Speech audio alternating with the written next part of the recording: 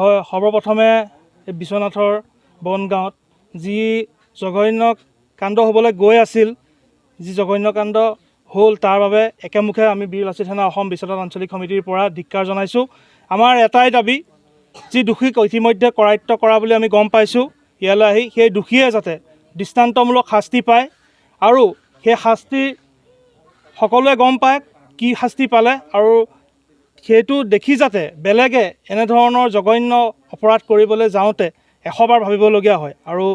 আৰু আন এটা কথা কওঁ, এই বাহিৰৰ পৰা অহা যি ফেৰীৱালা, আমি গম পাইছোঁ বাহিৰৰ পৰা অহা চলি সংগ্ৰহ কৰা এক ফেৰীৱালাই তেওঁ শালীনতা হাত দিয়াৰ চেষ্টা কৰিছিল, তেওঁ গাত হাত দিয়াৰ চেষ্টা কৰিছিল, যি এজনী কিশোৰী অপকৰ্ম কৰাৰ চেষ্টা কৰিছিল। ওচৰ চুবুৰীয়াই দেখাৰ বাবেহে তেওঁ কথমপি সাৰিবলৈ সক্ষম হয়। যি এনেধৰণৰ বাহিৰৰ ফেৰীৱালাই আহি পেলাই অসমত এই ধৰণৰ কাণ্ড কৰিছে, আমাৰ মাতৃ ভগ্নীৰ যি সুৰক্ষা আমাৰো দায়িত্ব আছে, সেইবাবে সকলো সজাগ হৈ থাকিব লাগে।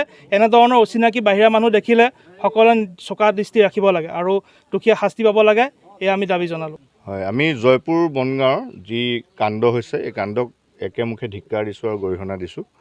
আৰু ইয়াৰ লগত জড়িত যি ফেৰীৱালা, ইমান দুঃসাহস কৰিবলৈ তেওঁ ইয়াত আহি এগৰাকী ছোৱালী বা 12 বছৰীয়া ছোৱালীৰ লগত যি মানে কাৰ্য কৰিছে, তাক আমি একেমুখে ধিক্কাৰ দিছোঁ আৰু পুলিচ প্ৰশাসনক ইয়াৰ পৰা আমি অনুৰোধ জনাইছোঁ যে কঠোৰৰ পৰা কঠোৰতম শাস্তি তেখেতক বিহিব লাগে। কাৰণ এনেধৰণৰ ফেৰীৱালা বিভিন্ন সময়ত আৰু বিভিন্ন ঠাইত আমি দেখিবলৈ পাওঁ।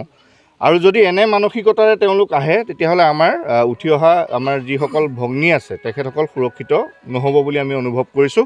আৰু তাৰ ফলত আমি আচলতে শংকিত হৈছোঁ, এই জয়পুৰ বনগাঁওবাসী ৰাইজ শংকিত হৈছে, বা আমি বিশ্বনাথত আজি ইয়াৰ এটা কুপ্ৰভাৱ আমি দেখিবলৈ পাইছোঁ। সেইবাবে পুলিচ প্ৰশাসনক আমাৰ ছাত্ৰ সন্থা পৰিয়ালৰ পৰা এটা দাবী যে কঠোৰৰ পৰা কঠোৰ ব্যৱস্থাৰে তেখেতক শাস্তি বিহিব লাগে। তেখেতে কিবা ফেৰীৱালা এজন আহি চুলি সংগ্ৰহ কৰিছিলে, চুলিৰ বাবদ কিবা বস্তু তেখেতসকলক দিয়ে, মণিহাৰী কিবা বস্তু দিয়ে।